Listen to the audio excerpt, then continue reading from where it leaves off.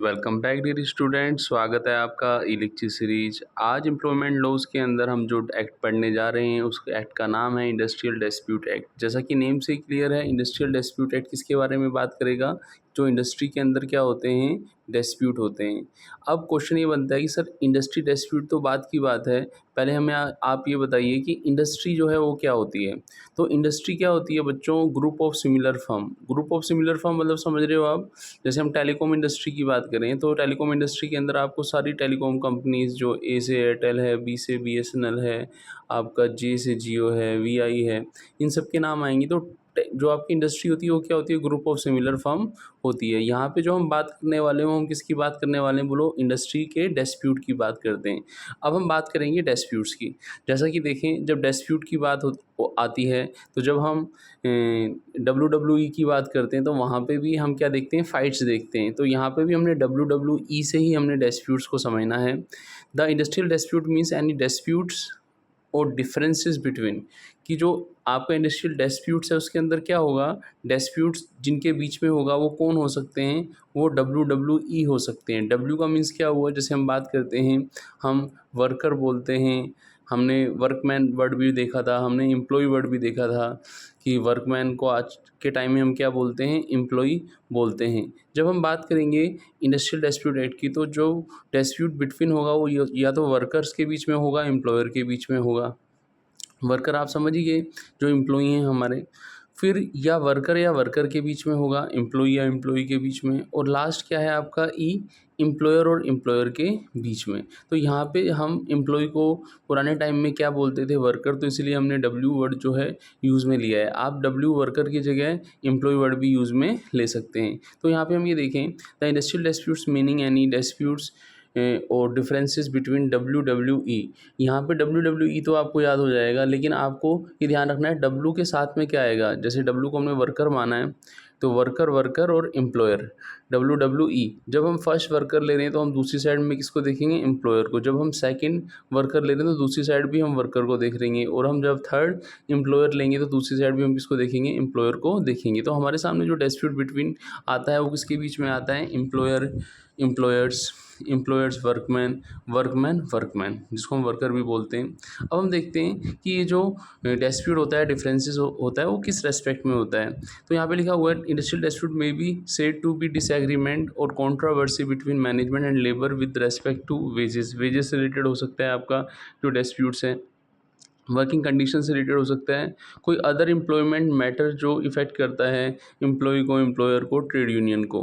जैसा कि मैंने आपको एक्ट के शुरू में बताया था कि जो इंडस्ट्री होती है, इंडस्ट्री को हम लेमन लैंग्वेज में क्या बोलते हैं? Group of similar firms. लेकिन यहाँ पे हम एक्ट के अकॉर्डिंग देखें तो जो इंडस्ट्री होती है वो section 2 subsection J of the industrial dispute act 1947 के अंदर क्या दिया है कि industry means any systematic activity carried by cooperation between an employ and his workman for production, supply and distribution of the goods and services with view of satisfied human wants and needs. कि जो industry होती है उसके अंदर हम work के साथ साथ एम्प्लॉयर जो रहेगा, जो वर्कर को एम्प्लॉय करेगा प्रोडक्शन या सप्लाई के लिए, या डिस्ट्रीब्यूशन ऑफ गुड्स के लिए, या सर्विसेज के लिए, ताकि हम ह्यूमन वांट्स या नीड्स को क्या कर सकें? बोलो, सेटिस्फाइड कर सकें। तो उसको हम क्या बोलते हैं? बोलो, इंडस्ट्री बोलते हैं। जहाँ हालांकि हम एक्ट पढ़ रहे हैं तो हमें उस एक्ट के अकॉर्डिंग जो उसकी डेफिनेशन है वो हमें यहाँ पे मेंशन करनी है।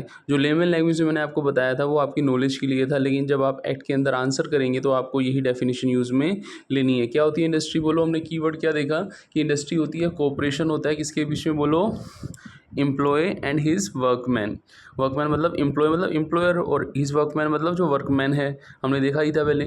किसके रिलेटेड? प्रोडक्शन या सप्लाई गुड्स का, डिस्ट्रीब्यूशन ऑफ गुड्स का, या फिर सर्विसेज का, ताकि हम क्या कर सकें? ह्यूमन नीड्स को क्या कर सकें? हम सेटिस्फाइड कर सकें। जैसे कि आपने देखा कि इंडस्ट्री को देखा हमने, इंडस्ट्री डिस्प्यूट को हमने देखा, तो इंडस्ट्री डिस्प्यूट एक्ट भी हमारे सामने आया। कौन सा ईयर है? बोलो, 1947। जैसा कि जब भी हम कोई एक्ट पढ़ते हैं तो हमारे सामने सबसे पहले क्या आता है कि उस एक्ट की नीड क्या है। तो आपने देखा था कि जो प्रॉब्लम्स थी किसके बीच में? बोलो, WWE के बीच में। उसी के लिए इस एक्ट को हम लाए थे। तो जब हम ऑब्जेक्टिव्स देखते हैं इस एक्ट के तो यहाँ पे क्या आते हैं? Promotion of the measures of securing preserving industry harmony, कि इंडस्ट्री हार्मनी को हमें बनाए रखना है। Settlement of the dispute between, हमने जो डिस्प्यूट देखे थे डिफरेंसेस देखे थे WWE के बीच में, उनको सेटल करना है। Right of registered trade union, यहाँ पे एक नया वर्ड आ रहा है रजिस्टर्ड ट्रेड यूनियन। हालांकि हम ट्रेड यूनियन को डिटेल में आगे देखेंगे। ट्रेड यूनियन वो रहती है जिसके अंदर जो वर्कर रहते हैं, जो ट्रेड यूनियन का जो मेन पर्सन रहता है वो उसका रजिस्ट्रेशन कराता है, फिर वो रजिस्टर्ड ट्रेड यूनियन कहलाती है। उसके कुछ राइट्स हैं, उनके रिगार्डिंग भी हो सकता है कि ट्रेड यूनियन को उसके राइट मिल रहे हैं या फिर नहीं मिल रहे हैं। हम ये भी देखेंगे at the end of this act कि जो कलेक्टिव बार्गेनिंग की पावर है वो क्या है। इसके अलावा prevention of illegal strike and lockout, जैसा कि हम बात करते हैं स्ट्राइक हड़ताल, लॉकआउट तालाबंदी। तो स्ट्राइक जो है वो कौन करते हैं, वर्कर करते हैं। लॉकआउट कौन करते हैं, बोलो आपके जो एम्प्लॉयर हैं वो करते हैं। तो स्ट्राइक इलीगल कैसे है कि बिना परमिशन के ही एम्प्लॉय क्या करते हैं, स्ट्राइक करते हैं, या और जो एम्प्लॉयर जो है बिना इन्फॉर्मेशन दिए ही लॉकआउट करता है। तो यदि वर्कर स्ट्राइक करते हैं तो एम्प्लॉयर को नुकसान होगा, और यदि एम्प्लॉयर लॉकआउट करता है तो एम्प्लॉय को नुकसान होगा। तो उसको प्रिवेंट करना कि वो लीगली हो इलीगली नहीं हो। फिर प्रमोशन ऑफ कलेक्टिव बार्गेनिंग, जब ट्रेड यूनियन का वर्ड आता है तो हमें कलेक्टिव बार्गेनिंग जो है वर्ड याद रखते हैं हम, क्योंकि हमें ट्रेड यूनियन ने पावर दी है। जो कलेक्टिव बार्गेनिंग जो मिली है वर्कर्स को, उसमें ट्रेड यूनियन ने एक इम्पोर्टेंट रोल प्ले किया है। तो ये सब चीज़ें जो हैं, जैसा कि मैंने आपको थोड़ी देर पहले बताया कि collective bargaining, strike, lockout, trade union, disputes, इन सब के बारे में हम आगे डिटेल में देखेंगे। इसके अलावा हम इस एक्ट के अंदर और चीज़ें भी पढ़ेंगे, जैसा कि हमने ले ऑफ भी देखना है, रिट्रीचमेंट है हमें उसे भी देखना है, अनफेयर लेबर प्रैक्टिसेस हैं क्या देखनी है, और क्या ऑफेंसेस, पेनल्टीज़, प्रोसीजर हैं इस एक्ट के अंदर, वो हम आगे देखेंगे। अब यहाँ पे एक शब्द आया इंडस्ट्रियल डिस्प्यूट्स के टाइप क्या क्या होते हैं। जैसा कि हमने इंडस्ट्री को देखा, हमने डिस्प्यूट्स को देखा, हम उसके टाइप भी देख लेते हैं। तो यहाँ पे 4 टाइप हैं। देखो, पहला है इंटरेस्ट डिस्प्यूट्स, दूसरा है आपका ग्रीवियंस डिस्प्यूट्स, तीसरा है अनफेयर लेबर प्रैक्टिसेस, और चौथा है रिकॉग्निशन ऑफ डिस्प्यूट्स। अब यहाँ पे हम देखें जो इंटरेस्ट डिस्प्यूट है, इससे तो क्लियर हो रहा है कि इंटरेस्ट दोनों का ही होगा, एम्प्लॉयर का भी होगा, एम्प्लॉय का भी होगा। जैसे कि हमने स्ट्राइक्स का एग्जांपल लिया था कि वहाँ एम्प्लॉयर के इंटरेस्ट में प्रॉब्लम होगी। हमने अभी थोड़ी देर पहले एग्जांपल लिया था कि इसका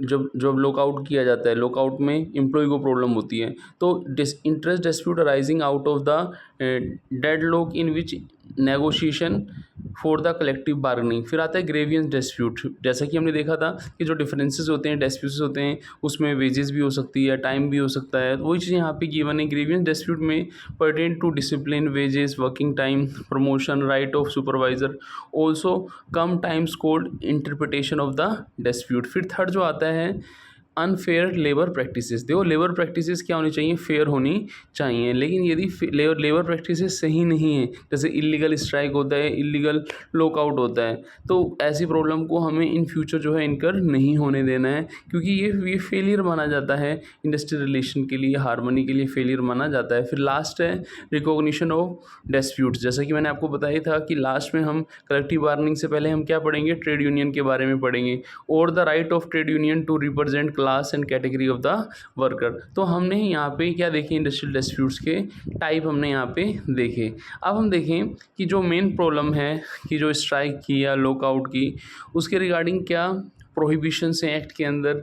इस एक्ट के अंदर जो आपका इंडस्ट्रियल डिस्प्यूट एक्ट 1947 है, उसके अंदर सेक्शन 2 सबसेक्शन 1 के अंदर बताया गया है, no person employed with a public utility service shall go on strike in breach of the contract without giving the employer notice of strike within a 6 week before the strike. Public utility आप जानते ही हैं, जैसे हम किसी transportation government के अंदर जो state transportation, जैसे राजस्थान की बात करें तो RSRTC, Rajasthan state road transportation company जो है, यदि वहाँ पे कोई पर्सन है वो पब्लिक यूटिलिटी के अंदर वर्क कर रहा है, तो उसको स्ट्राइक से पहले विद इन ए 6 वीक क्या देना पड़ेगा, स्ट्राइक का नोटिस देना पड़ेगा। आप कई बार देखते भी हैं कि रोडवेज की हड़ताल भी होती है, तो वो लीगल तभी मानी जाएगी यदि वो प्रीयर परमिशन लेके, नोटिस देके और वो हड़ताल कर रहे हैं। यदि वो इलीगली सडन ऑफ कर रहे हैं तो बताओ पब्लिक को कितनी प्रॉब्लम होगी। आप देखते होंगे जब भी हड़ताल होने वाली होती है तो पहले ही न्यूज़पेपर में आना शुरू हो जाता है। फिर आता है section 2(3). According to section 2(3), no employee of any industrial establishment shall go on strike during the period when proceeding in any dispute case is going on।